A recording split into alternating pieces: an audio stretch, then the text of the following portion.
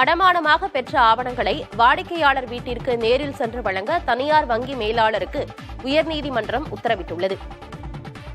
கடன் தொகையை செலுத்திய பிறகு தனியார் வங்கி ஆவணங்களை தர மறுப்பதாக தென்காசியைச் சேர்ந்த சிவகிரி என்பவர் உயர்நீதிமன்ற மதுரை அமர்வில் மனு ஒன்றை தாக்கல் செய்திருந்தார்.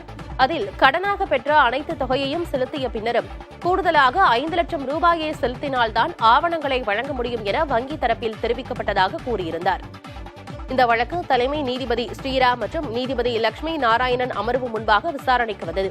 அப்போது வழக்கில் ஆஜரான வங்கி தலைமை மேலாளர் ஸ்ரீநாத் குமாரிடம் நீதிபதிகள் கேள்வி எழுப்பினர். பின்னர் மனுதாரரிடமிருந்து அடமானமாக பெற்ற ஆவணங்களை பிப்ரவரி 17ஆம் தேதி வீட்டிற்கு நேரில் சென்று வழங்க உத்தரவிட்டனர். ஆவணங்களுடன் தடையில்லா சான்று வழங்கவும் அகந்தையுடன் நடந்து கொண்ட தலைமை மேலாளருக்கு 25,000 ரூபாய் அபராதம் செலுத்தவும் உத்தரவிட்டனர். வங்கிகள் ஏழை மக்களை துன்புறுத்தக்கூடாது எனவும் நீதிபதிகள் கடிந்து கொண்டனர்.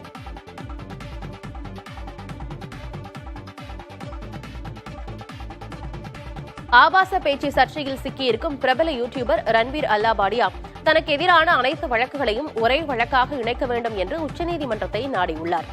யூடியூபில் ஒளிபரப்பப்பட்ட நிகழ்ச்சியில் ஆபாசமாக பேசியதற்காக ரன்வீருக்கு எதிராக மகாராஷ்டிரா, அசாம், மத்திய பிரதேசம் ஆகிய மாநிலங்களில் பல்வேறு காவல் நிலையங்களில் வழக்கு பதிவு செய்யப்பட்டுள்ளது.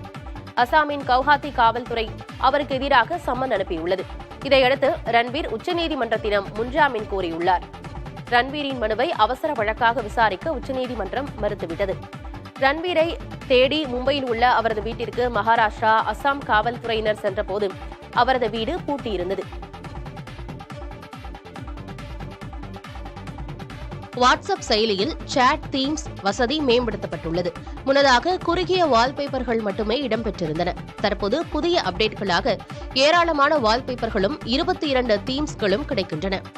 இவைகள் மூலம் வாட்ஸ்அப் சாட்களை நமக்கு ஏற்றாற்போல் வண்ணங்களையும் வால்பேப்பர்களையும் மாற்றிக்கொள்ள முடியும். அதேபோல வாட்ஸ்அப் செயலியுடன் இன்ஸ்டாகிராம் கணக்கை இணைக்கும் ஒரு புதிய வசதி விரைவில் அறிமுகமாக உள்ளதாக தகவல் வெளியாகியுள்ளது. தற்போது வாட்ஸ்அப்பில் பெயர், எண் மட்டுமே இருக்கும் சூழலில் அதில் மெட்டா நிறுவனத்தின் ஃபேஸ்புக், இன்ஸ்டாகிராம் ஐடிகளை இணைக்கும் வசதி கொண்டுவரப்பட உள்ளது. திரைப்பட பாடலாசிரியர் ஸ்நேகனின் இரட்டை பெண் குழந்தைகளுக்கு காதல் மற்றும் கவிதை என கமல்ஹாசன் பெயர் சூட்டியுள்ளார். ஸ்நேகன், கன்னிகா தம்பதிக்கு அண்மையில் இரட்டை பெண் குழந்தைகள் பிறந்தன. இந்நிலையில் நடிகரும் மக்கள் நீதி மய்ய தலைவருமான கமல்ஹாசனை குழந்தைகளுடன் சந்தித்து ஸ்நேகன், கன்னிகா தம்பதி வாழ்த்து பெற்றனர். தொடர்ந்து குழந்தைகளுக்கு கமல்ஹாசன் பெயர் சூட்டியுள்ளார். இதுகுறித்து சமூக வலைதளத்தில் பதிவிட்டிருக்கும் ஸ்நேகன், காதலர் தினத்தில் தங்க மகள்களுக்கு தங்க வளையல்களோடு காதல் மற்றும் கவிதை என பெயர் வைத்து கமல்ஹாசன் வாழ்த்தியதாக குறிப்பிட்டுள்ளார். இரட்டை குழந்தைகளான காதல், கவிதைக்கு சமூக வலைதளங்களில் ரசிகர்கள் வாழ்த்து கூறி வருகின்றனர். உத்தராகண்ட் மாநிலத்தில் நடைபெற்று வந்த 38வது தேசிய விளையாட்டுப் போட்டிகளில் தமிழகம் 27 தங்கம் உட்பட 92 பதக்கங்களுடன் 6வது இடத்தை பிடித்துள்ளது. முதலிடத்தில் சர்வீஸ் அணி 68 தங்கம் உட்பட 121 பதக்கங்களுடன் உள்ளது. மகாராஷ்டிரா 54 தங்கம் உட்பட 201 பதக்கங்களுடன் 2வது இடத்திலும், ஹரியானா 48 தங்கம் உட்பட 153 பதக்கங்களுடன் 3வது இடத்தில் உள்ளன. மத்திய பிரதேசம், கர்நாடகா தலா 34 தங்கத்துடன் முறையே 4 மற்றும் 5வது இடத்தில் உள்ளன. இப்போட்டிகள் நேற்றுடன் நிறைவடைந்த நிலையில் நிறைவு விழா கோலாகலமாக நடைபெற்றது.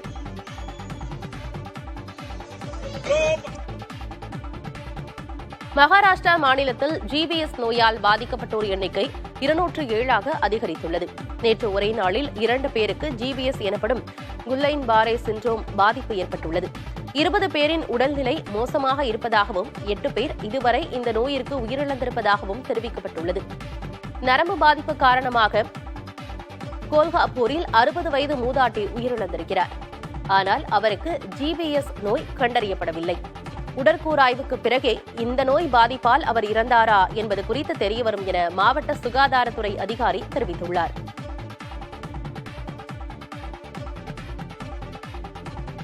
கோட்டயம் அரசு செவிலியர் கல்லூரியில் ராகிங் குற்றச்சாட்டில் கைது செய்யப்பட்ட 5 மாணவர்கள் இந்திய மாணவர் சங்கத்துடன் தொடர்புடையவர்கள் என்று கேரள எதிர்க்கட்சித் தலைவர் வி.டி. சதீஷன் குற்றம் சாட்டியிருக்கிறார். ஆனால் சதீஷனின் குற்றச்சாட்டை இந்திய மாணவர் சங்கம் மறுத்துள்ளது. அதே நேரம் கடந்த ஆண்டு வயநாடு மாவட்டத்தில் உள்ள கால்நடை மருத்துவக் கல்லூரியில் ராகிங் கொடுமையால் மாணவர் ஒருவர் உயிரிழந்த சம்பவத்திலும் இந்திய மாணவர் சங்க பிரமுகர்களுக்கு தொடர்பிருப்பதாக சதீஷன் கூறியுள்ளார். இதனிடையே ராகிங்கில் ஈடுபட்ட மாணவர்கள் மீது கடுமையான நடவடிக்கை எடுக்கப்படும் என்று கேரள உயர்கல்வித்துறை அமைச்சர் ஆர் பிந்து உறுதியளித்திருக்கிறார்.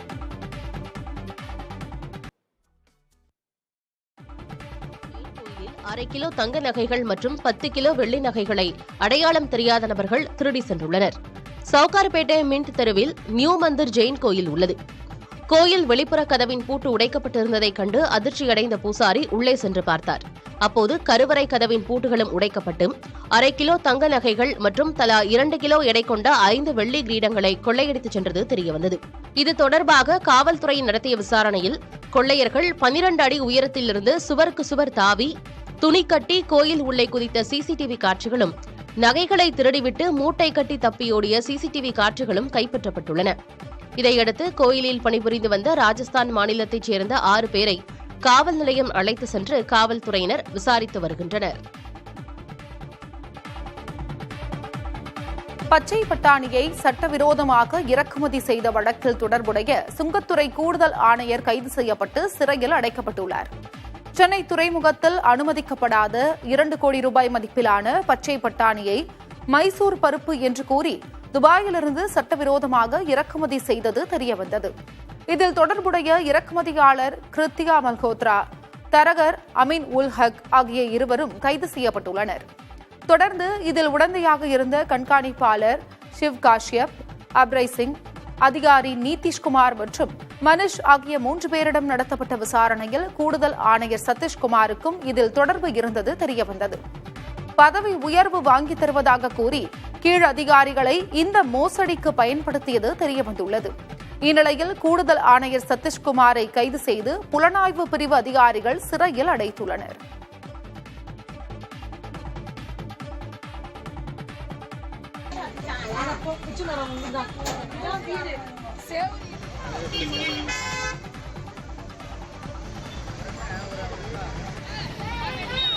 சென்னை மூலக்கொத்தளத்தில் உள்ள நகர்ப்புற வாழ்விட மேம்பாட்டு வாரிய குடியிருப்பில் வீடுகள் வழங்க வலியுறுத்தி ராயபுரத்தில் பொதுமக்கள் சாலை மறியலில் ஈடுபட்டனர். ராயபுரம் சூரிய நாராயணா சாலை, கல்லறை சாலை சந்திப்பு பகுதியில் 50க்கும் அதிகமான குடிசை வீடுகள் உள்ளன. இந்த வீடுகள் பலவீனமடைந்துள்ளதால் இங்கு வசிப்போர் தங்களுக்கு நகர்ப்புற வாழ்விட மேம்பாட்டு வாரியம் சார்பில் மூலக்கொத்தளத்தில் உள்ள அடுக்குமாடி குடியிருப்பில் வீடு வழங்குமாறு கோருகின்றனர். இந்நிலையில் சூரிய நாராயணா சாலையில் அமர்ந்து திடீர் மறியலில் ஈடுபட்டனர். இதனால் போக்குவரத்து பாதிக்கப்பட்ட நிலையில் காவல்துறையினர் அவர்களை சமாதானப்படுத்தினர்.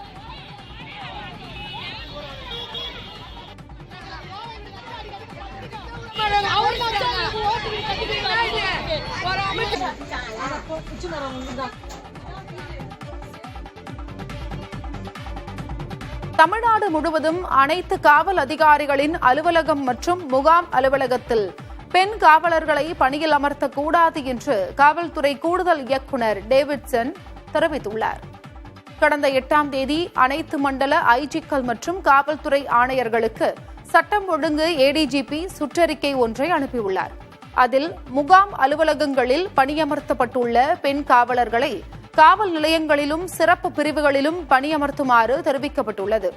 பெண் காவலர்கள் அளித்த பாலியல் புகாரின் பேரில் ஐபிஎஸ் அதிகாரி மகேஷ்குமார் பணியிடை நீக்கம் செய்யப்பட்டுள்ள நிலையில் இந்த உத்தரவை உடனடியாக கடுமையாகவும் பின்பற்ற வேண்டும் என்று தெரிவிக்கப்பட்டுள்ளது.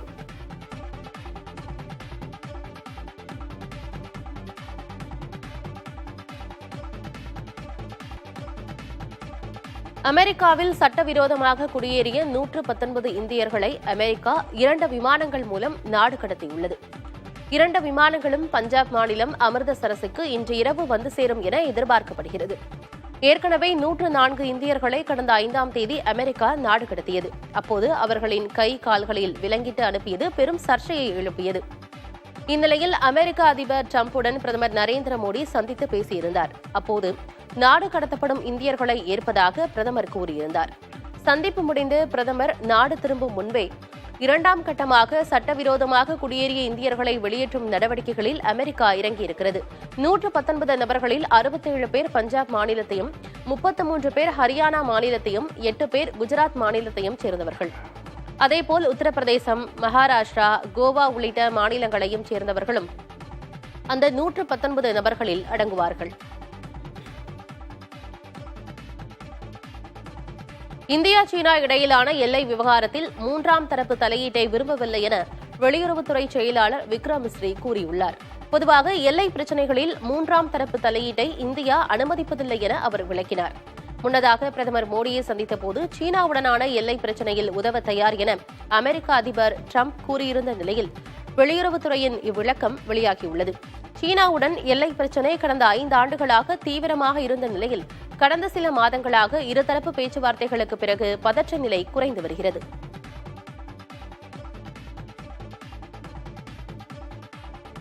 மகா கும்பமேளாவில் பங்கேற்ற பக்தர்கள் எண்ணிக்கை 50 கோடியை தாண்டியிருப்பதாக உத்தரப்பிரதேச அரசு தெரிவித்துள்ளது.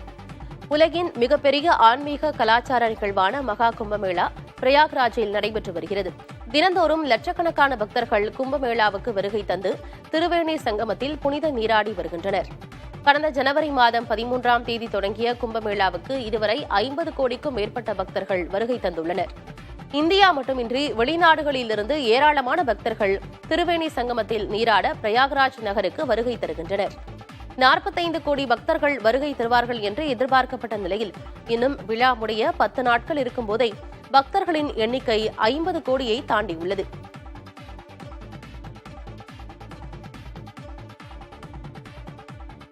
குஜராத்தில் உள்ளாட்சி தேர்தல் நாளை நடைபெற இருக்கும் நிலையில் 10ல் ஒரு இடத்தில் பாஜக போட்டியின்றி வெற்றி பெற்றுள்ளது.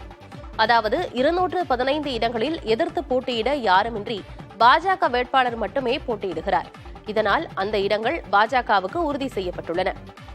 மாநகராட்சிகள், நகராட்சிகள் மற்றும் பஞ்சாயத்துகளுக்கான 2000த்திற்கும் மேற்பட்ட இடங்களுக்கு நாளை தேர்தல் நடைபெறவுள்ளது. இதில் பதிவாகும் வாக்குகள் பிப்ரவரி 18ஆம் தேதி எண்ணப்பட்டு முடிவுகள் அறிவிக்கப்பட உள்ளன. நாடு முழுவதும் கடந்த 4 ஆண்டுகளில் சுமார் 3 லட்சம் குழந்தைகள் மாயமாகி இருக்கும் செய்தி அனைவரையும் அதிர்ச்சியில் ஆழ்த்தியுள்ளது. குழந்தைகள் கடத்தல் தொடர்பான வழக்கு உச்சநீதிமன்றத்தில் விசாரணைக்கு வந்தபோது இந்த அதிர்ச்சி தகவலை மத்திய அரசு தெரிவித்துள்ளது. அதிலும் குறிப்பாக 36,000 குழந்தைகள் மாயமானது தொடர்பான எந்த தடயமும் கிடைக்கவில்லை என்றும் மத்திய அரசு தரப்பில் கூறப்பட்டுள்ளது. இதனிடையே குழந்தைகளை கடத்தும் கும்பல்களுக்கு பல்வேறு மாநிலங்களில் தொடர்பு இருப்பதால் இதனை சிபிஐ போன்ற புலனாய்வு அமைப்புகள் விசாரிக்க வேண்டும் என மனுதாரர் தரப்பில் வலியுறுத்தப்பட்டது. மத்திய அரசு தரப்பில் ஆஜரான கூடுதல் சொலிசிட்டர் ஜெனரல் குழந்தைகள் மாயமான புகார்களில் 4 மாதங்களுக்கு மேல் நடவடிக்கை எடுக்கப்படவில்லை எனில் அதனை மத்திய அரசின் கடத்தல் தடுப்பு பிரிவினருக்கு மாற்ற மாநில காவல்துறையினருக்கு அறிவுறுத்தப்பட்டுள்ளதாகவும், குழந்தைகள் கடத்தல் தடுப்பு பிரிவினரை மேம்படுத்த மாநில அரசுகளுக்கு 100 கோடி ரூபாய் ஒதுக்கீடு செய்யப்பட்டுள்ளதாகவும் மத்திய அரசு தெரிவித்துள்ளது. நாட்டில் அதிகபட்சமாக மத்திய பிரதேச மாநிலத்தில் 58,665 குழந்தைகளும், பீகாரில் 24,291 குழந்தைகளும் மாயமாகி இருப்பது புள்ளி விவரங்கள் மூலம் தெரிய வந்திருக்கிறது. யுக்ரைனுக்கு உண்மையான பாதுகாப்பு உத்தரவாதங்கள் தேவை என அமெரிக்க துணை அதிபருடனான சந்திப்புக்கு பிறகு செலன்ஸ்கி தெரிவித்துள்ளார். ஜெர்மனியில் நடைபெற்ற முனிச் பாதுகாப்பு மாநாட்டில் பங்கேற்க வந்த யுக்ரைன் அதிபர் செலன்ஸ்கி மற்றும் அமெரிக்க துணை அதிபர் ஜேடி வேன்ஸ் பேச்சுவார்த்தை செய்தனர். அப்போது போர் நிறுத்தம் குறித்து இருவரும் உரையாடினர். இதனைத் தொடர்ந்து செய்தியாளர்களிடம் பேசிய அமெரிக்க துணை அதிபர் போர் நிறுத்தம் மட்டும் தேவையில்லை, நீண்ட நெடிய அமைதி தேவை என்று கூறினார். அதேபோல இது முதல் சந்திப்பு, கடைசி சந்திப்பு இல்லை என யுக்ரைன் அதிபர் தெரிவித்துள்ளார். ரஷ்யா யுக்ரைன் போர் நிறுத்தத்திற்கு உலக நாடுகள் வலியுறுத்தி வரும் நிலையில் இந்த சந்திப்பு முக்கியமானதாக பார்க்கப்படுகிறது.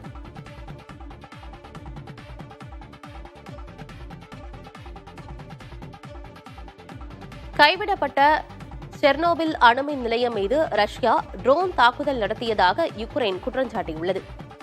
ரஷ்யா யுக்ரைன் இடையிலான போரை நிறுத்த அமெரிக்கா உள்ளிட்ட நாடுகள் பல்வேறு முன்னெடுப்புகளை எடுத்து வருகின்றன. இச்சூழலில் யுக்ரைனில் உள்ள செர்னோபில் அணுமின் நிலையம் மீது ரஷ்யா ட்ரோன் தாக்குதல் நடத்தியதாக யுக்ரைன் குற்றம் சாட்டியுள்ளது. அணு உலையில் உள்ள கதிர்வீச்சுகளிலிருந்து உலகை பாதுகாக்க அமைக்கப்பட்ட தடுப்பு மீது இந்த தாக்குதல் நடத்தப்பட்டதாகவும், அங்கு ஏற்பட்ட தீ உடனடியாக அணைக்கப்பட்டதாகவும் யுக்ரைன் தெரிவித்துள்ளது. இதற்கு ரஷ்யா மறுப்பு தெரிவித்துள்ளது.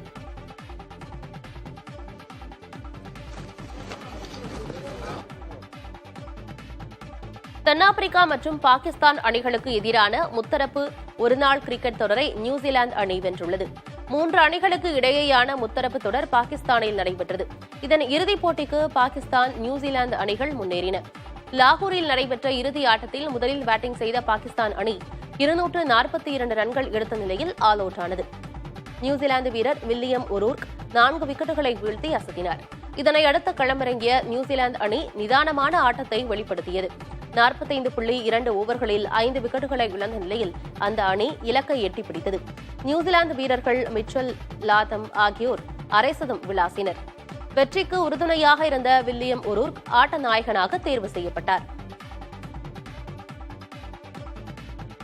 உலக சாம்பியனான இந்திய கிராண்ட் மாஸ்டர் குகேஷ் அடுத்தடுத்து 2 பெரிய தொடர்களில் தோல்வியை தழுவியுள்ளார். ஜெர்மனியில் நடைபெற்ற ஃப்ரீ ஸ்டைல் கிராண்ட்ஸ்லாம் செஸ் தொடரில் தொடர் தோல்வியை சந்தித்துள்ள குகேஷ் 8வது இடத்தையே பிடித்தார். காலிறுதியில் தோல்வியை சந்தித்து அடுத்தடுத்த இடங்களுக்கான போட்டியிலும் தோல்வியடைந்த குகேஷ் 7வது இடத்திற்கான போட்டியிலும் பிரான்ஸ் கிராண்ட் மாஸ்டர் அலி ரிஷாபிடம் தோல்வியடைந்தார். முன்னதாக டாடா ஸ்டீல் சாம்பியன்ஸ் தொடரிலும் இறுதிப் போட்டியில் பிரக்னானந்தாவிடம் தோல்வியடைந்தார்.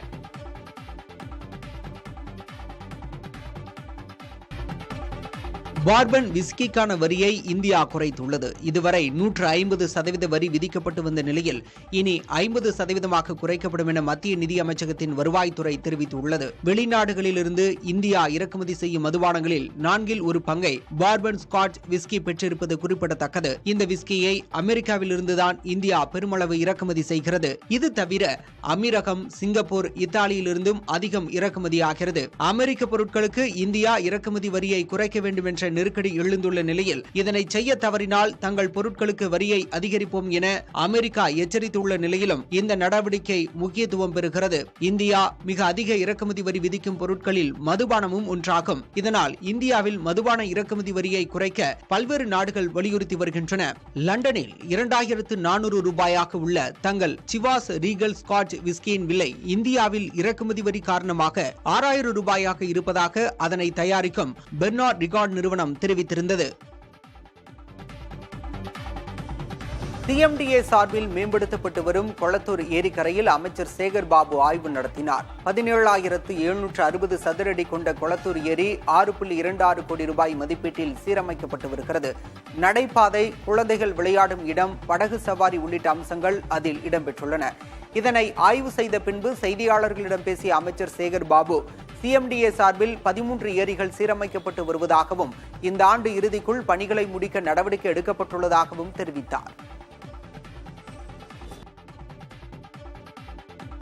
அடமானமாக பெற்ற ஆவணங்களை வாடிக்கையாளர் வீட்டிற்கு நேரில் சென்று வழங்க தனியார் வங்கி மேலாளருக்கு ஐகோர்ட் கிளை உத்தரவிட்டுள்ளது. கடன் தொகையை செலுத்திய பின்னர் தனியார் வங்கி ஆவணங்களை தர மறுப்பதாக தென்காசியைச் சேர்ந்த சிவகிரி என்பவர் உயர்நீதிமன்ற மதுரை அமர்வில் மனு தாக்கல் ஒன்றை செய்தார். அதில் கடனாக பெற்ற அனைத்து தொகையையும் செலுத்திய பின்னரும் கூடுதலாக 5 லட்சம் ரூபாயை செலுத்தினால்தான் ஆவணங்களை வழங்க முடியும் என வங்கி தரப்பில் தெரிவிக்கப்பட்டதாக கூறியிருந்தார். இந்த வழக்கு தலைமை நீதிபதி ஸ்ரீராம் மற்றும் நீதிபதி லட்சுமி நாராயணன் அமர்வு முன்பு விசாரணைக்கு வந்தது. அப்போது வழக்கில் ஆஜரான வங்கி தலைமை மேலாளர் ஸ்ரீநாத் குமாரிடம் நீதிபதிகள் சரமாரி கேள்வி எழுப்பினர். பின்னர் மனுதாரரிடம் இருந்து அடமானமாக பெற்ற ஆவணங்களை பிப்ரவரி 17ஆம் தேதி வீட்டிற்கு நேரில் சென்று வழங்க உத்தரவிட்டனர். ஆவணங்களுடன் தடையில்லா சான்று வழங்கவும், அகந்தையுடன் நடந்து கொண்ட தலைமை மேலாளருக்கு 25,000 ரூபாய் அபராதம் செலுத்தவும் உத்தரவிட்டனர். வங்கிகள் ஏழை மக்களை துன்புறுத்தக்கூடாது எனவும் நீதிபதிகள் கடிந்து கொண்டனர்.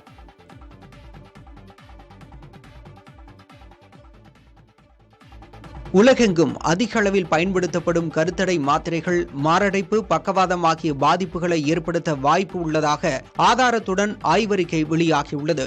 டென்மார்க் நாட்டில் மேற்கொள்ளப்பட்ட ஆய்வின் முடிவுகள் புகழ்பெற்ற பிரிட்டிஷ் மருத்துவ இதழில் வெளியாகியுள்ளது. கருத்தடை மருந்துகளை மிக கவனத்துடன் மட்டுமே மருத்துவர்கள் பரிந்துரைக்க வேண்டும் என்றும் அந்த ஆய்வறிக்கையில் கூறப்பட்டுள்ளது. மாத்திரைகள், உடலுக்குள் பொருத்திக் கொள்ளும் பொருட்கள், ஊசிகள் உள்ளிட்ட கருத்தடை நடைமுறைகளை அடிக்கடி பயன்படுத்துவதால் உடல் ரீதியான பாதிப்புகள் ஏற்படும் என ஏற்கனவே அச்சங்கள் இருந்தாலும் அது தற்போது ஆதாரப்பூர்வமாக உறுதிப்படுத்தப்பட்டுள்ளதாக ஆய்வறிக்கை தெரிவித்துள்ளது. 1996 முதல் 2021ஆம் ஆண்டு வரை கருத்தடை நடைமுறைகளை பயன்படுத்திய 20 லட்சம் பெண்களின் மருத்துவ அறிக்கைகளை ஆய்வுக்கு உட்படுத்தி இந்த முடிவுகள் அறிவிக்கப்பட்டுள்ளன.